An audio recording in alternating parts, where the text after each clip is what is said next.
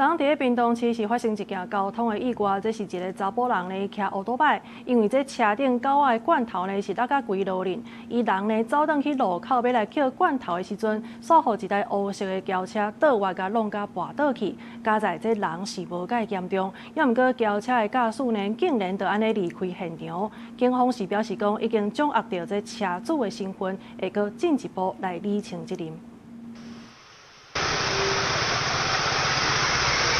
乌多摆停伫路口等红灯，发现大路的涂骹罐头落甲规个。后一秒看到一位穿乌衫的查某人行转来路口要捡罐头，结果一台乌色的轿车要倒弯，敢若无看到咧捡罐头的查某人，就直接对伊弄落去。这名查某人直接倒落去趴在涂骹。他走的时候被那个车，我看到的时候好像那个车还在动，他就哎一声。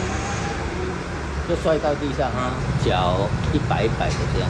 这件意外发生伫初六尾暗仔，这名姓林的查某人骑机车载狗仔罐头，可能无绑好势，经过屏东市广东路和中孝路路口的时，罐头对机车脚踏落去路顶，伊甲车停路边，行转去要捡，结果发生意外。加在伊伤势无严重，毋过受袂到，弄着人的这台轿车驾驶讲要倒载伤者去病院，煞趁旁走去。警方表示已经掌握车主的身份，因随车物品掉落。 于是将机车停妥后，徒步进入路口捡拾狗罐头，遭一辆左转汽车撞击受伤。肇事驾驶下车，伪称欲载其就医，随后竟趁隙驾车逃逸。